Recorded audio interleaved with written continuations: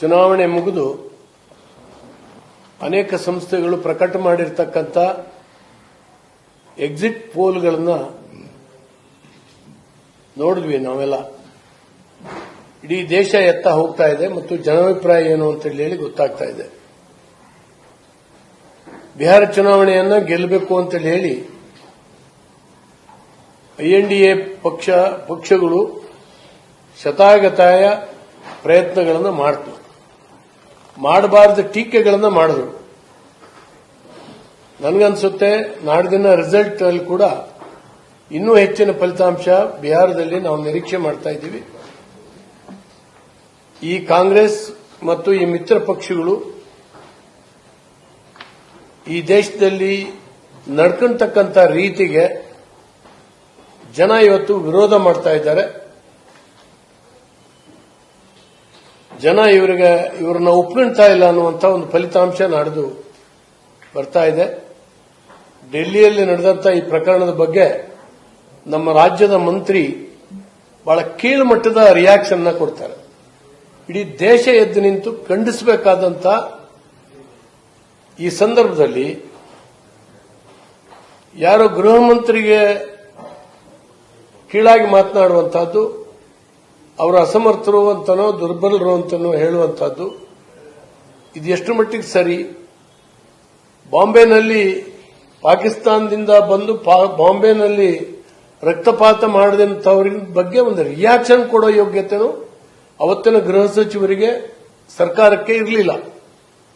ದೀಪಾವಳಿ ಪಟಾಕಿ ಸಿಡಿದಾಗೆ ಇವರು UPA ಸರ್ಕಾರ ಆಡಳಿತದಲ್ಲಿದ್ದಾಗ ಜನ ಹೊರಗೆ ಹೋದ್ರೆ ಒಳಗೆ ಬರ್ತಾರೆ ಅನ್ನುವಂಥ ವಿಶ್ವಾಸ ಇರಲಿಲ್ಲ.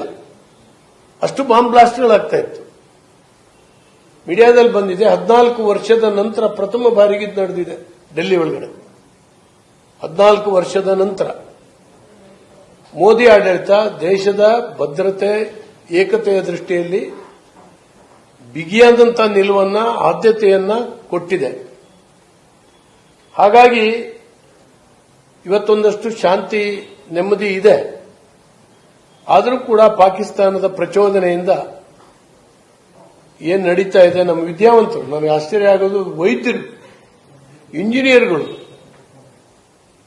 ಈ ರೀತಿ ದೇಶದ್ರೋಹದಲ್ಲಿ ಇದೆ. ಈ ದೇಶದ ಅನ್ನ ತಿಂದು, ಈ ದೇಶದ ನೀರು ಕುಡಿದು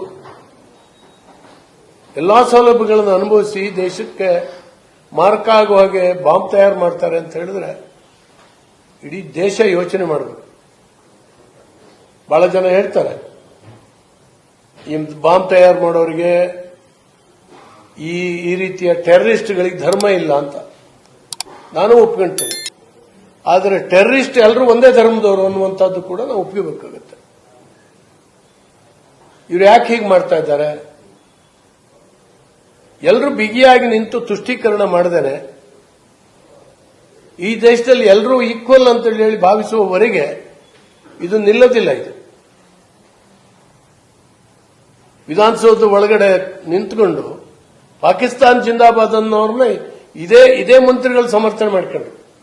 ಅವ್ರು ಹಂಗೆ ಹೇಳಲೇ ಇಲ್ಲ ಅಂತ ವಿಧಿವಿತ್ತ ವಿಜ್ಞಾನ ಸಂಸ್ಥೆಯ ರಿಪೋರ್ಟ್ ಬಂದ್ರ ಮೇಲೆ ಗೊತ್ತಾಗುತ್ತೆ ಹೌದು ಅವರು ಪಾಕಿಸ್ತಾನ್ ಜಿಂದಾಬಾದ್ ಅಂತ ಹೇಳಿದ್ದು ಅಂತ. ಅವಾಗೇನ್ ಮಾಡಿದ್ರು ಇವರು? ರಾಜೀನಾಮೆ ಕೊಟ್ರ? ರಾಜೀನಾಮೆ ಕೊಡ್ಬೇಕಲ್ಲ ಇವರು. ದೇಶ ವಿರೋಧಗಳನ್ನ ಸಮರ್ಥನೆ ಮಾಡ್ಕೊಂಡಿದ್ದಕ್ಕೆ ಇವ್ರಿಗೇನ್ ಶಿಕ್ಷೆ?